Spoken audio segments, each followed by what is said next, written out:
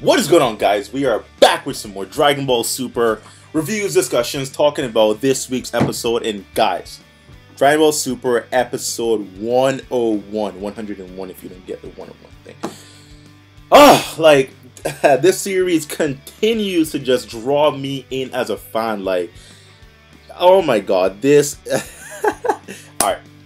Alright, let's just talk about what just happened overall, guys. So, this episode mainly focuses on Goku, Kale, Caulifla, the Androids, and also the Pride Troopers.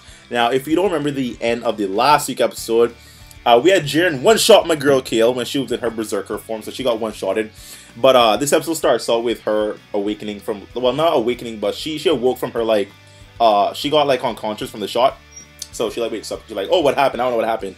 She looked like she wasn't even touched, like she had no scratches, nothing on her. So I thought she would have at least been bruised up a little bit. Nothing, no scuff, no dirt, nothing. She's perfectly fine. She's like, just like out of bed.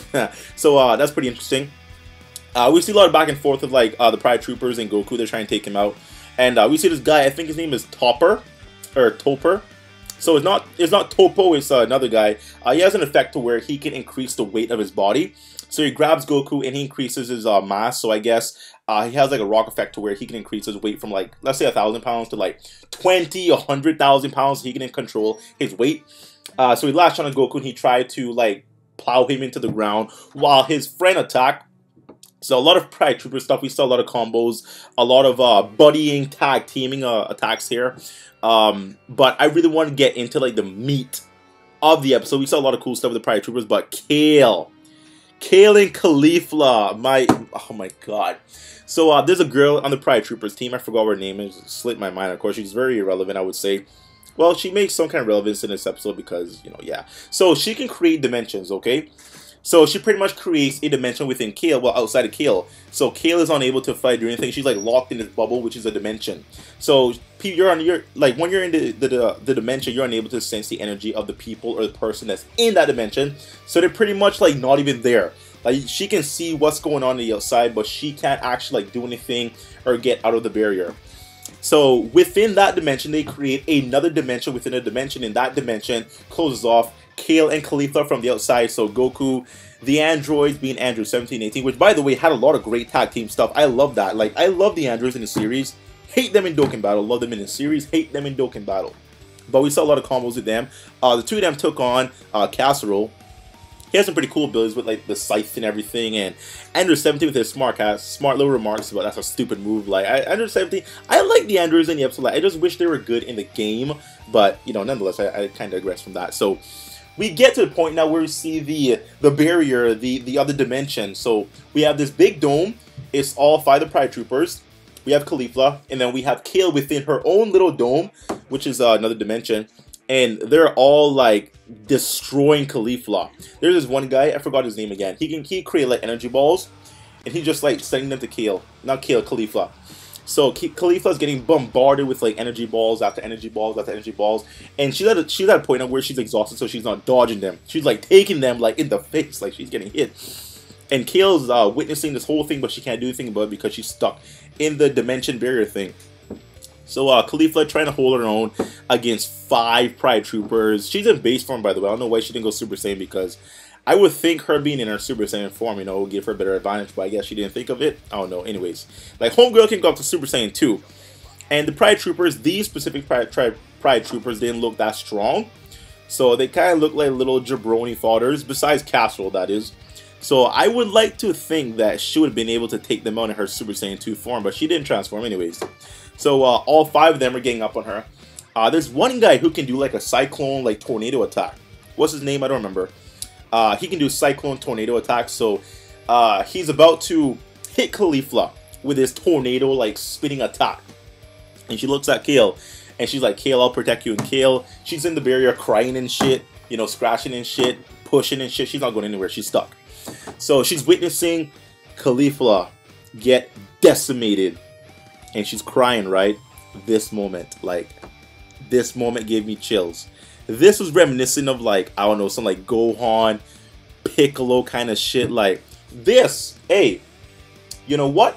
Dragon Ball Z Episode 1, when Gohan was in the spaceship, the Saiyan spaceship, and we had Raditz beating up on Goku. Gohan could hear everything, he couldn't see everything, so he heard his father screaming and crying, being tortured. Gohan broke out of that shit, out of the ship, the shitty ship, with like power and fire ready to like kill. This is exactly what happens here. Kale witnesses Caulifla get destroyed and decimated. She can't do anything, so her power comes out and she explodes in rage. Not her Broly Berserk form, but she actually explodes in rage.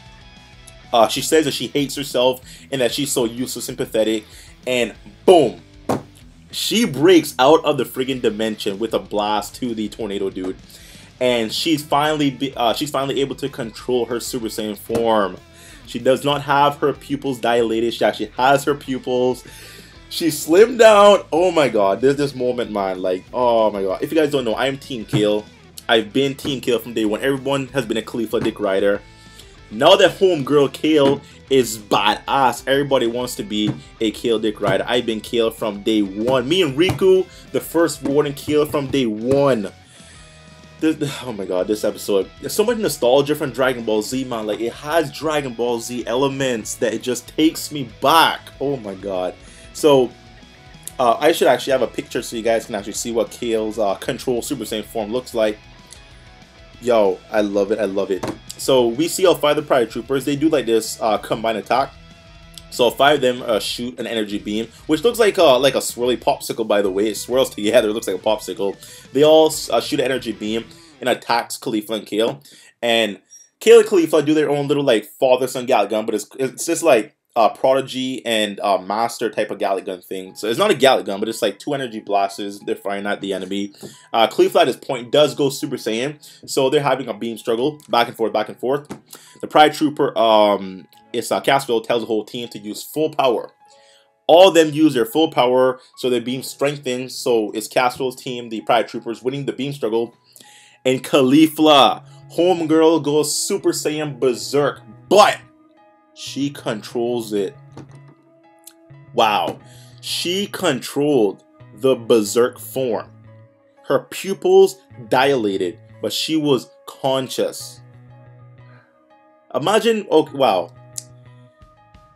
This is episode, man. Like, I'm done. Like, Jesus Lord, this is so good, guys. If you don't watch it, please go ahead and do so. I love it. I love it. I love it. I didn't want Kale. Okay, I wanted Kale to have control, but I didn't want her to lose the Berserk form. So for her to be able to control the Berserk form, pupils dilated, friggin' Super Saiyan Blue level power. She's not Super Saiyan Blue level power, but like she's immensely more stronger than Super Saiyan 2, I would say. It is amazing, my guys. It is amazing. Like 10 out of 10, 10 out of 10. Yes, yes, yes. Kale is Bay of all bays, 100%.